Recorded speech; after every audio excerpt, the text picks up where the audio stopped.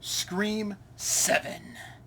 Directed and co-written by Kevin Williamson, the other co-writer being Guy Busick, starring the returning Neve Campbell after not being in Scream 6, Courtney Cox, and McKenna Grace, but also featuring the return of Roger L. Jackson as the voice of Ghostface, and the returns of Matthew Lillard and David Arquette, despite their characters being dead. Or are they? That's the big mystery, at least with Stu Macher. With the love people have for Matthew Lillard, myself included, it's always been a what if. What if Stu survived? What if Stu was still alive? Anything's entirely possible. This is the horror genre. Anybody can come back to life. It's not out of the question. And that was the big mystery with Scream 7. Was Stu back? Was he the current Ghostface? Was he going out for revenge against Sidney as well as Gale? What we know for sure is that this Ghostface is brutal. Like, some of these kills are the most brutal of the series to date. Like, I don't obviously want to give away too much, but, he guts people. He uses something in a bar, and I don't want to give away too many details to spoil it if you haven't seen it yet, because just seeing these on screen, it's like, whoa. And Matthew Lillard does return as Stu Macher, but like I said, the big question is he alive, or is it a deep fake with the advances in AI?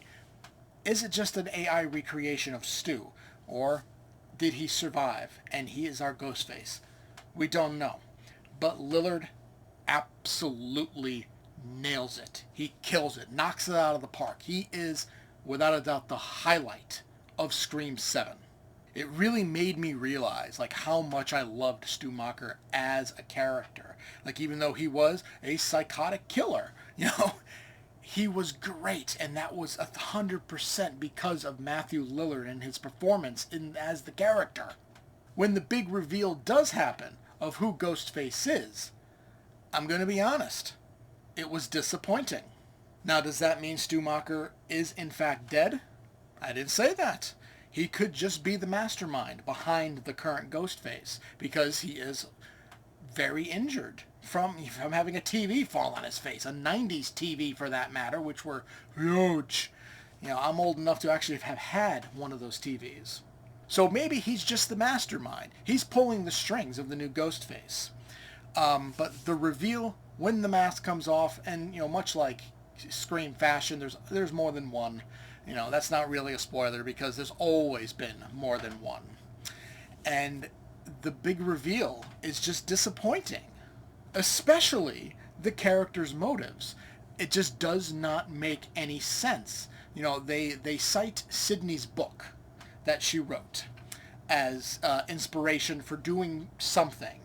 And then her not being in New York as the reason this person is killing, it's clearly, it does not make any sense. And you can see very clearly that they had to do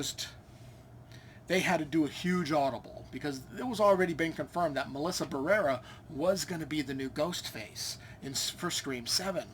So they had to play a huge audible here, and it just does not pay off. It doesn't pay off at all. The mask comes off, and you're sitting there thinking, really? You? Why? That doesn't make sense. So it was just incredibly disappointing. After, while this definitely is not going to be one of the best Scream movies, but it definitely is up there in terms of the brutality of the kills. And to see that brutality and then to reveal who the killers are, it's just, to me, it just takes away from it. So it's like, why? But the story as a whole, going back to, the Sidney Prescott angle, I don't know, it's with 5 and 6, obviously Neve Campbell was in 5, but with 6 taking place in New York with the new characters we were introduced to in 5, it gave the series just such a fresh face. I mean, should they have lowballed Neve Campbell like they did for 6? No, absolutely not. She has worked her ass off in this series, literally her entire career. She should not have been screwed like that.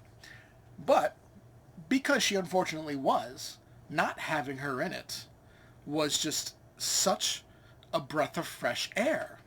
And while Neve Campbell is great, once again, as Sydney, it's just the same old, same old.